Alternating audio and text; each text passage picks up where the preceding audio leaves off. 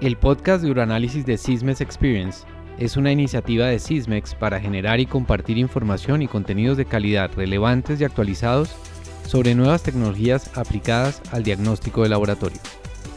Hoy conversaremos y daremos inicio a este podcast con el doctor Carlos Álvarez Moreno, médico e infectólogo, vicepresidente científico y de innovación del grupo Keralty acá en Colombia.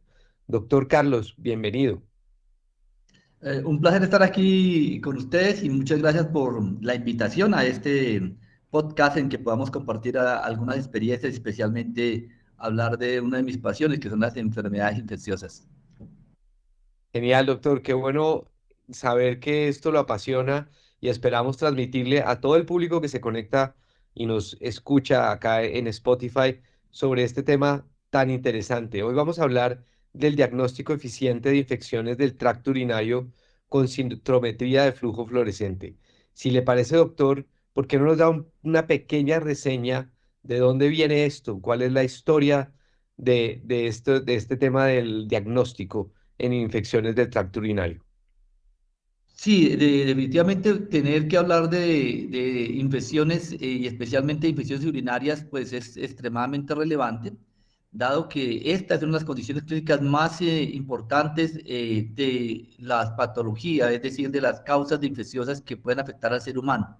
Sabemos que hay otras infecciones que también sí toman importancia, como las infecciones del tracto respiratorio superior o las infecciones de la piel, pero definitivamente por la frecuencia, especialmente en las mujeres, pues las infecciones urinarias se convierten en una de las necesidades que todo personal de la salud debe conocer, y no solo el personal de la salud, sino incluso uno como ciudadano pues debe conocer algunos aspectos importantes porque definitivamente e infortunadamente tiene una alta frecuencia. Cuando hablo de alta frecuencia, no solo en el número de personas que se pueden presentar a lo largo de su vida un episodio por infección urinaria, sino muchas veces de forma recurrente. Doctor, ¿cuáles son los signos y síntomas comunes de la infección del tracto urinario? Bueno, mire, aquí hay un punto importante que uno podría decir, los médicos dividimos las infecciones urinarias en lo que llamamos el superiores e inferiores. Hay varias clasificaciones, pero digamos que a mí me gusta la superior o inferior porque la superior significa que hay compromiso del riñón. Cuando hablamos de infecciones del tracto urinario, significa que algún componente de ese tracto, de ese sistema, está inflamado, infectado. Específicamente, hay uno que cuando hablamos superior implica el riñón, y cuando hablamos del riñón hablamos de lo que técnicamente se llama una pielonefritis. Y en castellano no es otra cosa que tenemos bacterias en el riñón, en el tejido renal. Y ahí es un tema complejo porque ahí puede pasar rápidamente de ahí a la sangre. Ahí digamos que el signo cardinal para responder su pregunta es la presencia de fiebre. Es decir, una persona que tenga una infección en el riñón probablemente tiene alta posibilidad de que presente fiebre.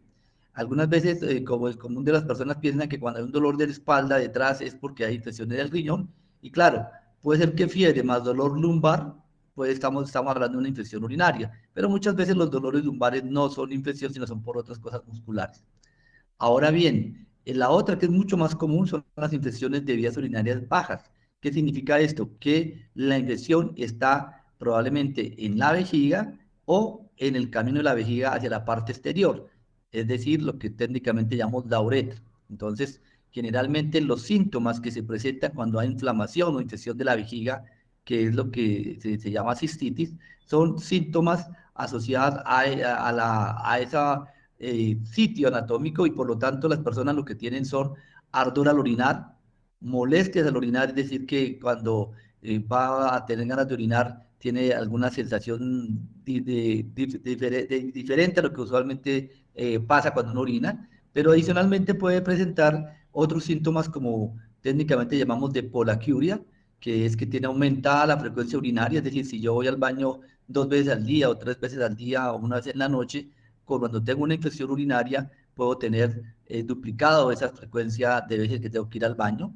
Lo tercero es que tenga urgencia urinaria, es decir, que tengo unos deseos irresistibles de ir a orinar, porque si no tengo una sensación de malestar muy fuerte.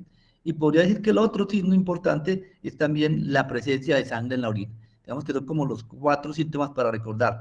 Técnicamente la hematuria, la polaquiuria, que es el aumento de la frecuencia, la disuria, que es el ardor al orinar, y lo otro que puede ser es la nicturia, que es, aumenta la frecuencia de orinar en la noche. Esos son síntomas de infección urinarias bajas. Si a esto le sumamos la presencia de fiebre, estamos hablando que la bacteria ya no está en la vejiga, sino que incluso llegó hasta el riñón.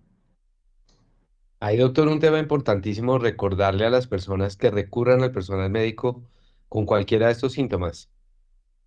Sí, yo creo que es importante en que cuando las personas tienen algunos de estos síntomas es necesario poder hacer un diagnóstico temprano y empezar un tratamiento adecuado, porque desafortunadamente, como lo acabo de comentar, algunas veces cuando hay una infección de vías urinarias bajas, que es lo más común, es decir, la cistitis, si no hace un tratamiento adecuado, pues se puede perpetuar e incluso algunas veces puede pasar a ser una pielonefritis y esto puede ser una infección que puede ser muy severa, incluyendo hospitalizaciones e incluso muerte. Entonces es importante tenerlo siempre presente. Hay otra cosa que a veces también llama la atención y es que a veces las personas piensan que el cambio del color o el olor son signos de infección urinaria y realmente puede ser signos de que hay bacterias en la orina, pero no necesariamente significa que el cambio en el olor o en el color de la orina, el color u olor sean infecciones. Ahí es importante también, doctor, tener que las personas tengan en cuenta que no entren en pánico, sino que vayan al personal médico y miren qué es lo que puede estar pasando en el diagnóstico. Y muchas de esas personas cuando llegan, doctor, me imagino yo, cuando llegan o cuando llegamos al médico, lo primero que nos preguntamos es, ¿por qué me da una infección del tracto urinario? ¿Qué es lo que está pasando? ¿Cuáles son las causas más comunes de que eso pase, doctor? Sí, esa es una muy buena pregunta. Y yo decía al comienzo que se podía presentar más frecuentemente en mujeres, y eso no es casualidad. Sencillamente, hay que recordar que nosotros normalmente en el tracto urinario no tenemos bacterias. Es decir, en el riñón, el uréter, la vejiga o la uretra no tenemos bacterias. Pero apenas sale la uretra, termina lo que llamamos técnicamente el meato urinario, es decir, la parte final de este tracto, y entra en contacto con la piel con que llamamos del periné, ahí hay miles de millones de bacterias. Fíjese usted que para ponerle un contexto, más o menos por cada milímetro cuadrado de la piel, tenemos más o menos 100 millones de bacterias. Es decir, nosotros en la piel, cerca de la vagina o cerca del periné, que es la zona que une entre el ano y los genitales, tenemos más o menos esa concentración de bacterias. Y esas bacterias normalmente empiezan salen del intestino nuestro, o sea, las bacterias no vienen de afuera. No es que a veces las personas también tienen la percepción que es que las bacterias que toman en la taza del baño, una cosa así, no, las bacterias generalmente son de nosotros mismos, que están en el intestino, salen por el ano y van colonizando la piel que está cerca del ano. Importantísimo. Esto no es un problema de higiene, porque algunas veces la gente, uy, no, entonces tengo tantas bacterias, voy a hacer algo para evitar que no tenga bacterias. Si yo me colocara un antiséptico en la piel y lo dejara ahí, tipo de lo que conocemos normalmente, probablemente pasaríamos de 100 millones que acabo de comentar a sí, 1 millón o 5 millones, pero al cabo de 1 hora o 2 horas tenemos otra vez 100 millones. O sea, es decir, no es un problema de higiene, es un problema de colonización que normalmente estas bacterias están adaptadas al cuerpo. Pero siguiendo este comentario, estas bacterias que están ahí, especialmente las que llamamos enterobacterias o enterobacteriales ahora, son bacterias que se llaman así porque son bacterias del intestino, que están en el intestino como la Escherichia coli, como la Klebsiella, como el Proteus mirabilis, que son las más comunes, por poner en contexto, y estas bacterias tienen unas particularidades que permiten como escalar por la uretra. Podemos decir unas fimbrias, que es lo que es el término correcto médicamente, pero eso es como unas paticas que tiene la bacteria, que le podemos decir de esa manera o coloquialmente, que permite que puedan agarrarse como si escalan por la uretra y llegan hasta la vejiga. Y ahí, como la orina, hay ciertos nutrientes que a pesar de que el riñón no filtra muy bien, algunos de esos nutrientes son suficientes para que las bacterias puedan vivir y además poder replicarse. Imagínese usted, las bacterias por fuera de la piel están, como dicen comúnmente, apiñuscadas unas con otras, tratando de sobrevivir. Y llegan a un sitio donde no solamente encuentran comida, sino que no tienen competencia. Pues, ¿qué pasa? Pues empiezan a replicar y pegarse a la pared de la vejiga, que cuando empiezan a pegarse a la pared de la vejiga, empiezan a inflamarla y ahí es donde empiezan los síntomas que pueden ocurrir. Les decía que las mujeres tienen más posibilidad de tener bacterias por varias razones. Una, porque la uretra, pues todos sabemos, es mucho más corta. Recuerden que en el hombre pues, está la uretra, el tamaño del pene, las mujeres, la uretra es muy corta, 1 o 2 centímetros máximo. Y adicionalmente, la de las mujeres, cuando hay embarazos, hace que la vejiga se caiga un poco, porque el útero hace presión sobre la vejiga y hace que caiga la vejiga. Entonces, ese tamaño, perdón, eso hace que la vejiga caiga y al caer le es más fácil para las bacterias poder llegar hasta de la uretra a la vejiga. También la vejiga se cae con el tiempo y eso es otro factor que predispone la presencia de bacterias. Y adicionalmente, tanto en hombres como mujeres, después de los 50 o 60 años, las defensas que tenemos van perdiendo esa capacidad de poder controlar las bacterias. Es decir, el sistema inmunológico también se va envejeciendo desafortunadamente y eso hace que sea más susceptible a las infecciones bacterianas. Es decir, podemos decir que hay unas condiciones fisiológicas, como lo que acabo de decir del sistema inmune y su envejecimiento, pero también algunas condiciones anatómicas, que es justamente la misma anatomía, valga la redundancia, de las personas, en este caso las mujeres y los hombres, que facilitan que las bacterias que están afuera se metan.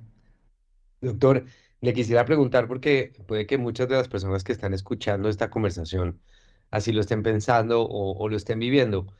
¿Ha notado usted algún cambio en el comportamiento de las personas frente a este tema de infecciones? Porque usted lo mencionaba ahora, no es cuestión de higiene muchas veces, sino es características ya de la esencia de nuestro cuerpo. ¿Pero ha notado diferencia antes de la pandemia a después de la pandemia? Pues diríamos que lo que pasó con la pandemia, para este contexto, diría que hay dos cosas que pueden haber diferencias. La primera es que durante la pandemia se tomaron, muchas personas tomaban a veces por autoprescripción y algunas veces también por recomendación del personal de la salud, la toma de antibióticos, ¿de acuerdo? Porque cuando no teníamos, no sabíamos mucho del virus, muchas personas consideraban, y siempre se ha considerado popularmente, que los antibióticos son como drogas milagrosas, entonces había que tomar antibióticos porque eso podría servir para controlar el virus del SARS-CoV-2, que es el causante de la COVID-19. Y en realidad, pues no, eso no es así, sabemos que no es así, y es lógico porque los virus no sirven, los antibióticos no sirven contra los virus. Sin embargo, hago énfasis en este punto porque tomar antibióticos sí genera la aparición de resistencia, es decir, que las bacterias que están en el intestino se pueden volver resistentes. Y ya comenté que el origen de las infecciones urinarias son las bacterias del intestino principalmente. Entonces, esto sí ha generado que ya a un problema previo que teníamos de resistencia bacteriana de forma importante en nuestro medio y en general en el mundo, pues hace que esa resistencia aumente. ¿Eso en castellano qué significa? Que tenemos menos opciones de antibióticos para contrarrestar las infecciones bacterianas, en este caso las infecciones urinarias. Y el segundo punto que también vale la pena resaltar es que también hizo que muchas personas, por el miedo a consultar en la presencia de COVID en los hospitales, demoraron en consultar. Y también muchas infecciones se pudieron volver mucho más severas o mucho más crónicas en algunos casos porque pues, definitivamente los tratamientos no fueron los acertados dado esas condiciones que acabo de decir. Sin duda un momento de impacto para todos en el mundo. Y doctor, ahora quisiera que nos enfocáramos en la parte de diagnóstico de laboratorio. ¿Cuál es el protocolo que ustedes tienen establecido en el grupo Kedalti para realizar este diagnóstico de enfermedades del tracto urinario? Pues cuando una persona tiene los síntomas que ya comentamos, esta persona hay que confirmar que efectivamente esos síntomas son asociados a una infección bacteriana, porque podría presentarse que los síntomas fueran asociados a otras irritaciones o inflamación de la uretra, o algunas veces, en el caso de las mujeres, puede confundirse con algunos síntomas propios de estrato genital. Entonces se requiere hacer un uroanálisis en el cual básicamente los hallazgos en ese uroanálisis, que no es otra cosa que el análisis del, valga la redundancia, del parcial de orina, de una muestra de orina, en el cual, pues dependiendo las características que tiene en el parcial de orina o que se observa en el parcial de orina, por ejemplo, la presencia de células o la presencia de glóbulos blancos o la presencia de bacterias, pues nos está dando un indicativo en que estos síntomas que puede tener la persona pueden ser asociados a una inflamación causada por la presencia de la bacteria. Entonces tenemos algunas connotaciones importantes, que hay unos marcadores químicos que podemos detectar si hay una sustancia, por ejemplo, los nitritos, o si hay bacterias como tal que se puede identificar, podemos decir que esos síntomas están asociados a infección urinaria. Ese es el primer paso. Y luego viene una segunda fase que es la identificación como tal de la bacteria. Doctor, ¿qué información adicional a lo que usted ya nos ha comentado le puede aportar el análisis de orina a los médicos para que eso contribuya al diagnóstico de la infección de tracto urinario? Pues importante es que cuando uno tiene una infección urinaria, el siguiente paso es saber quién la causa, ¿cierto? Y en ese es clave saber si entre las bacterias, hay muchas bacterias, ya nombré algunas de ellas que pueden causar infecciones, algunas tienen unas características, por ejemplo, que son bacilos negativos, que no es otra cosa que bacilo se habla por la forma que tiene la bacteria, que es como un bastoncito, y gram negativo por una coloración por la, la coloración que toman cuando se les coloca una tinción, pero técnicamente tiene importancia porque algunos antibióticos sirven para algunas bacterias, por ejemplo, bacilos gram negativos, y otras para el otro grupo de bacterias, que pueden ser los cocos gram positivos, por ejemplo, que tienen ya no forma de bastoncito, sino de bolita, y adicionalmente tienen diferente. Esto que es morfológico, pues al final sí tiene impacto clínico porque dependiendo de esas características, tomamos la decisión de dar uno u otro antibiótico. Entonces es importante no solo saber si hay bacterias en la orina, sino qué tipo de bacterias, porque de ahí depende el antibiótico que podamos escoger. Más aún, como comenté previamente, en un momento donde tenemos un problema alto de resistencia bacteriana. Entonces no solamente saber qué tipo de bacteria es, sino también empezar a entender cuál es la susceptibilidad a ese antibiótico. Y ahí, doctor, preguntarle cómo puede impactar la integración de la tecnología y las innovaciones, por ejemplo, aportadas por Sysmex con la citometría de flujo fluorescente en el diagnóstico de laboratorio de la situ. Pues básicamente creo que la importancia de la tecnología, de esta innovación, es que va a permitir más rápidamente saber las características de estos microorganismos y eso nos va a cortar tiempos. Importante que entendamos que aquí pues el tiempo como siempre es oro, pero aquí es mucho más, porque definitivamente uno no solamente saber que la bacteria, sino poder identificarla rápidamente, va a permitir orientar hacia qué antibiótico puede uno utilizar y de esta manera pues tener una mayor posibilidad de tener una mejoría en nuestro paciente. Y ahí en tiempos, doctor, ¿qué estamos viendo hoy en día? ¿Cómo han visto el cambio? Usted hablaba, el tiempo aquí es oro. ¿Cómo han visto cambios de tiempos? Pues definitivamente cuando usted empieza a identificar que hay una infección urinaria y hace una toma de muestra, después tiene que hacer un urocultivo, esperar al menos 24 horas para ver si creció la bacteria y luego tener que hacer una identificación y darle la susceptibilidad a antibiótico, podemos demorarnos 2 o 3 días incluso para poder saber efectivamente contra quién es que tenemos o si lo que estamos utilizando ha sido lo correcto en el manejo del antibiótico. Correcto, un tiempo clave no solamente para personal médico, sino para el paciente. Definitivamente, o sea, no es solamente el tiempo que implica para el profesional como usted lo plantea, sino lo más importante es el tiempo para poder ofrecer una mejor información y mejor tratamiento al paciente. Doctor, ¿y cuáles son las ventajas y limitaciones del urocultivo en el diagnóstico de las infecciones del tracto urinario? Pues las ventajas es saber cuál es la bacteria y la susceptibilidad y realmente las desventajas que tienen los urocultivos en el tiempo es el tiempo, ¿no? En este mundo moderno en el cual quisiéramos todos estar todo a un clic, pues ser siempre uno, y incluso lo vemos ahora con nuestros pacientes, ¿no? Que las personas quieren llegar y que uno le digan qué tipo de infección tiene, qué bacteria tiene, qué tratamiento tiene y ojalá que se mejoraran de una vez, porque todo lo queremos más rápido, ¿no? Pues... porque además así la tecnología lo ha llevado en otras áreas de los servicios. Uno pide almuerzo y ya se lo traen inmediatamente. Así muchas veces también las personas quieren, y además porque acá hay una sensación de bienestar, entonces con mayor razón, y todo lo que acorte los tiempos, pues hace que sea muchísimo mejor, pero no solamente es acortar los tiempos, sino facilitar a que el diagnóstico sea el correcto y el adecuado.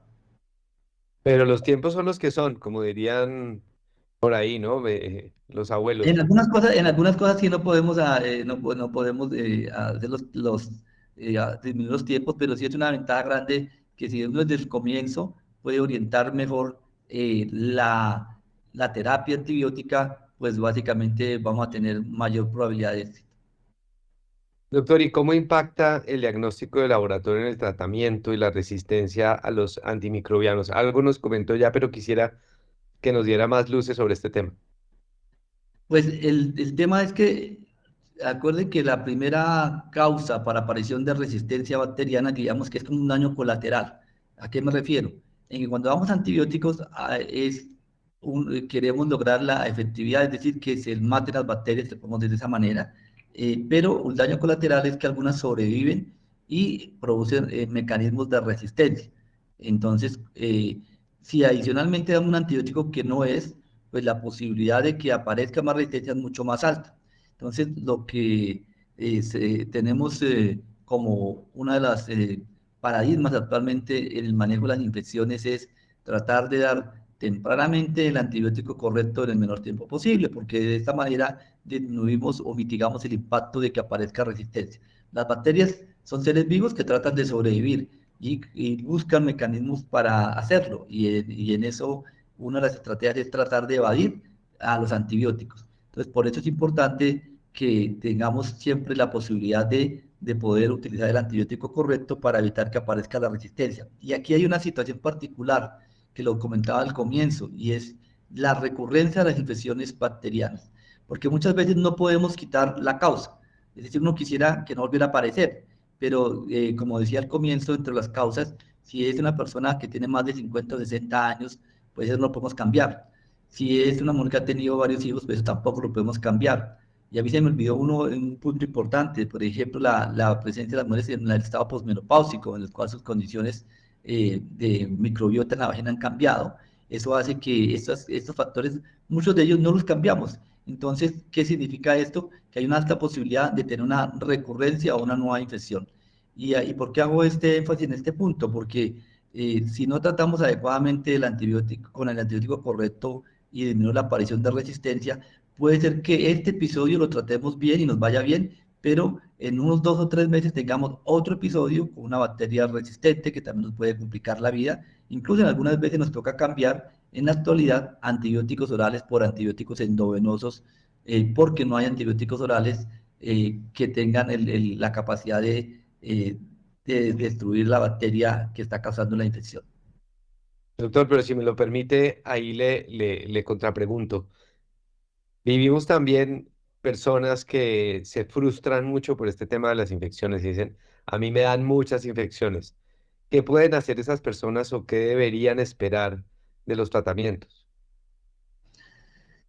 Sí, yo diría que dos cosas. Hay cosas que cambio de estilo de vida que pueden ayudar, que pueden minimizar, a veces no, no desaparece, pero sí minimizar los episodios, es decir, no tan frecuentes, porque como digo, depende muchas veces de las situaciones anatómicas que ocurren. Algunas veces hay condiciones que pueden requerir cirugía. Yo les decía hace un rato, por ejemplo, que la vejiga está caída o que hay incontinencia urinaria. Algunas veces puedes visitar al urólogo y llevar a que se haga un procedimiento quirúrgico que vuelva a corregir la ubicación de la vejiga o que disminuya la aparición de esa incontinencia. Algunas veces puede ser porque hay fenómenos anatómicos, que la uretra está muy estrecha, por ejemplo. Entonces puede haber procedimientos que se pueden mejorar, que lo pueden mejorar. Entonces, para la solución para algunas personas. Para otros es mejorar los hábitos. Por ejemplo, algunas mujeres y hombres, pero más mujeres, tienen la tendencia a no ir al baño durante todo el día. Es decir, dicen, no, realmente no quiero ir a ningún baño público, entonces prefiero salir de mi casa hasta por la noche volver al baño de mi casa, solo me intento asegurar del baño en mi casa. Y eso, que parece una no buena norma higiénica, en realidad es un problema, porque lo que hace es que la vejiga se vuelva perezosa, y hace que también tenga mucho más tiempo la vejiga rebosada de orina, y eso permite más el crecimiento de la bacteria. Entonces, en ese caso, lo que hay es que cambiar los hábitos urinarios, por ejemplo, que las personas tomen bastante líquido y vaya al baño con frecuencia, porque de esta manera a las bacterias que logran entrar, uno mecánicamente las va eliminando. Estos son puntos que parecen menores, pero que funcionan, y es importante tenerlo presente. Ahora bien, pues en los casos de las personas que definitivamente, a pesar de que tener esos síntomas, perdón, de tener esos cambios de hábitos no mejoran, pues definitivamente ahí donde se hace importante, pues visitar tempranamente al médico para que una vez empiece a presentar síntomas, empiece a hacerse el tratamiento correcto y adecuado. Y algo que es importante voy a hacer énfasis ahora, porque algo lo que frecuentemente veo es que también hay personas en las cuales empiezan a tomarles muestras de orina con frecuencia sin necesidad. Recordar que si uno no tiene síntomas, no deben hacerle muestras. Para por lo menos detectar infecciones. Puede ser que para otras cosas del uroanálisis es clave, porque no solamente el uroanálisis se hace para las infecciones, también se hace para saber cómo está funcionando su riñón. Pero para el caso de las infecciones, si no hay síntomas es mejor no hacerlo, porque muchas veces es posible que encontremos bacterias, y a veces puede haber bacterias en la orina que están colonizando la orina, pero no causando infección. ¿Qué significa esto? Las bacterias pueden estar en la orina, pero si no llegan hasta la pared de la vejiga, pues no producen infección, no producen inflamación, y por lo tanto tampoco hay que tratarlas. Doctor Carlos Álvarez, de verdad un gusto conversar con usted. Creo que es un tema apasionante y aparte que nos dejó de punta. Si le parece, vamos a continuar en un segundo episodio hablando de este diagnóstico eficiente de infecciones del tracto urinario. Entonces lo invito a que nos acompañe en un siguiente capítulo. Claro que sí, acepto la invitación desde ya. Perfecto, doctor. A todos los que nos escuchan, nuevamente Alfonso Castro, acompañándolos acá desde este podcast de Uroanálisis de Sysmex Experience, que es una iniciativa de Sysmex para generar y compartir información y contenidos de calidad relevantes y actualizados sobre las nuevas tecnologías aplicadas al diagnóstico de laboratorio. Los invito a que nos acompañen en un siguiente capítulo que además contaremos nuevamente con el doctor Carlos Álvarez.